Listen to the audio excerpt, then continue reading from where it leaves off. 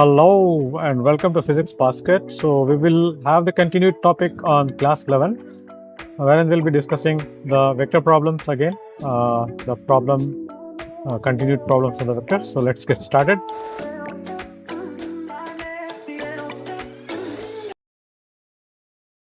Okay, so this is the question in front of us, which says that below is a regular hexagon A, B, C, D, E, F. Okay, and find the value of AB plus AC. Okay, this is the part AC plus AD. This is the AD plus AE plus AF, this part. So it is this plus this plus this plus this and this.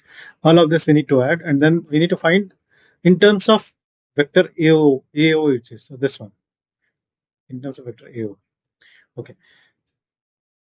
So let us write it first. So we need to find out AB plus AC plus AD plus AE plus AF. First of all, it has asked us in terms of vector AO. So what is AO? So if we see in AD and AO, basically both are in the same direction. So the vector direction is same.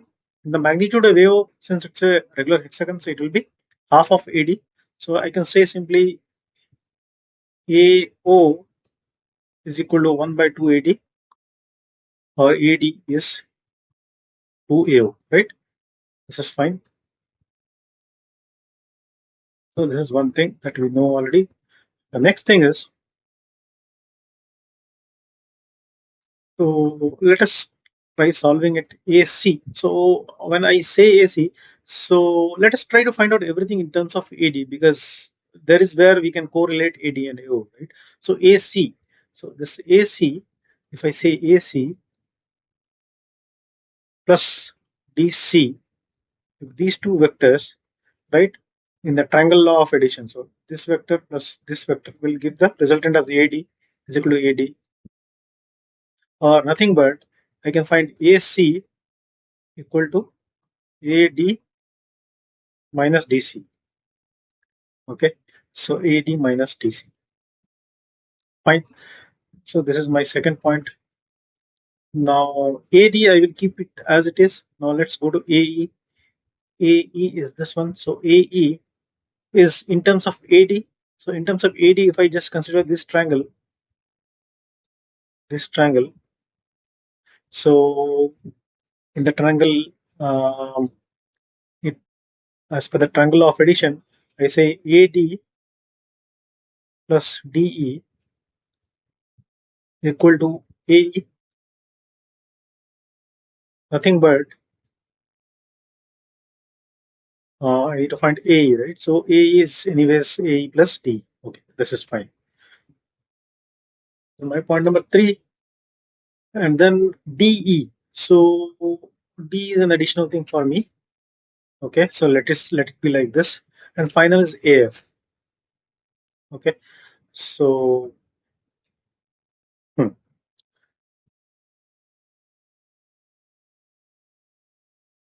so here that one thing that I should clear, it should be AC plus not DC, it should be CD, right? When we consider direction, we need to be very clear. It should be CD.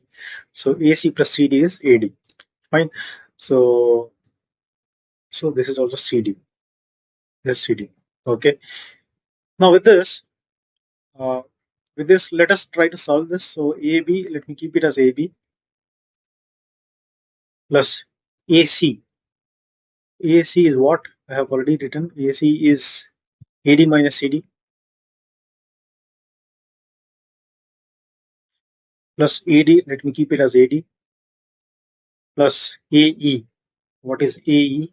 AE already I found it is AD plus D plus D,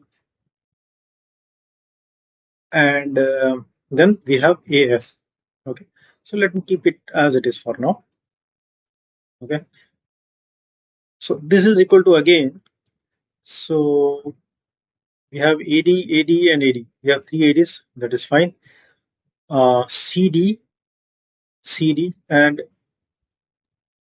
let us see this AF. So basically, when we see CD and AF, if you see, this is a regular hexagon, so both the dimensions will be same for other sides of the hexagon. And again, the direction is also same here.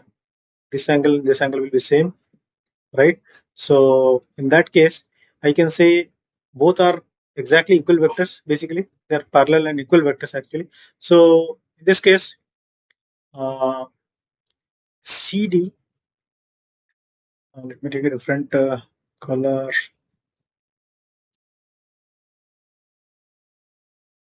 Okay, so CD I can cut with AF, so it is gone. Now what is left is AB and D. So let's consider AB and D. So AB is this direction and D. So these are opposite vectors. Opposite vectors. These are negative vectors basically. So AB is in this direction. D is exactly opposite direction. The magnitude is same and direction is different. So AD and B also can D also can cut off. So I have essentially TAD left, right?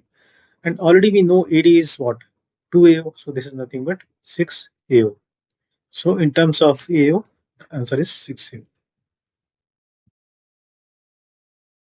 So this is the next question that says that there are three forces acting on a body such that the forces are F1, which is 3I plus 4J plus K, F2 is 2I minus 3J plus K, and F3 is I plus J, I minus J plus 5K. Then we are asked to find the unit vector in the direction of resultant vectors. Okay. So first thing is we need to find what is resultant vector, right? So let the resultant be F. So the F vector, we can say it as F equal to F1 plus F2 plus F3. Okay, so let's add this. So in this system, we can directly add basically I with I, J with J, and K with K, and that gives us the resultant vector in terms of I, J, and K. So it will be 3I plus 4J plus K plus F2 is this one, which is 2I minus 3J plus 2K. Okay. And then we have F3, which is I minus J plus 5K. Okay. And then with this, we are able to find the resultant. So let's add I with I. So 3I plus 2I, 5I plus, so there is 6I. 4, 4 plus 4 minus 3 is 1J minus J, it is 0J. Okay. And then we have K plus 5K, it is 6K plus 2K, sorry. So K plus 5K plus 5K, it is 8K. Nothing but it is 6I plus 8K. So this is our resultant vector.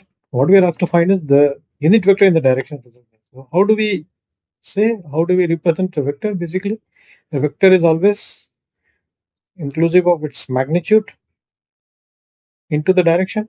So unit vector we can say, so let f, we can say it is f cap. So f cap is the unit vector. So we are asked to find the f cap only, which is the unit vector in the direction of f.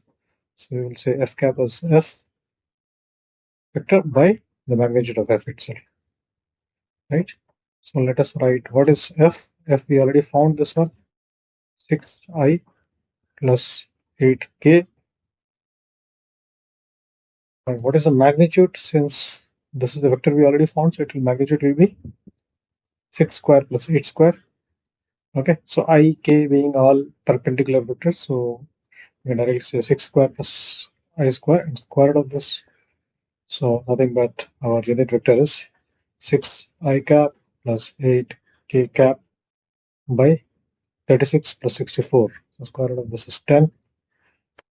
So we get 3 by 5 I cap plus 4 by 5 k cap. This is our unit vector.